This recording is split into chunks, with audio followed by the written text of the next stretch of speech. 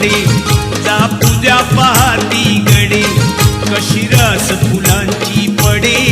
दरसाल पुण्यई बढे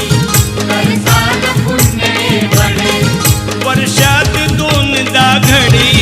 जा रांग लावण्या पुढे फुलहार घेऊन ताजा फुलहार